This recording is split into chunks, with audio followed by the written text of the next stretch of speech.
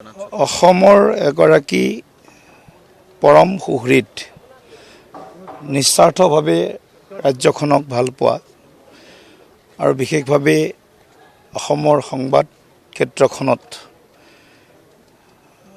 মানে মৃত্যুৰ সময়লৈকে সেৱা আগবঢ়োৱা বোধহয় ভাৰতবৰ্ষ বা বিশ্বৰ ভিতৰত বয়োজ্যেষ্ঠ সাংবাদিক বুলি ক'লেও চাগে ভুল কৰা নহ'ব। তেনেকুৱা এজন আমাৰ সকলোৰে পৰম শ্ৰদ্ধেয় ধীৰেন্দ্ৰনাথ চক্ৰৱৰ্তীদেৱৰ যি দেহাৱসানৰ বাতৰি, সেই বাতৰিয়ে আমাক সকলোকে আজি মৰ্মাহত কৰিছে।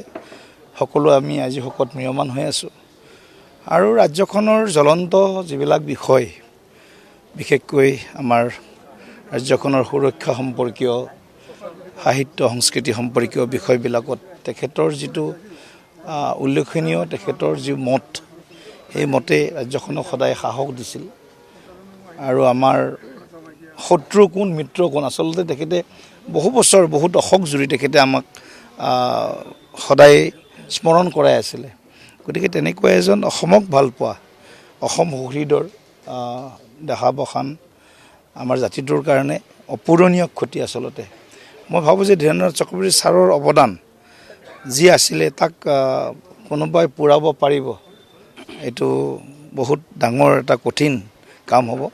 গতিকে ছাৰৰ আত্মাৰ সদ্গতিৰ বাবে আমি বিজেপি পৰিয়ালৰ হৈ আমি সকলোৱে ঈশ্বৰৰ ওচৰত প্ৰাৰ্থনা জনাইছোঁ।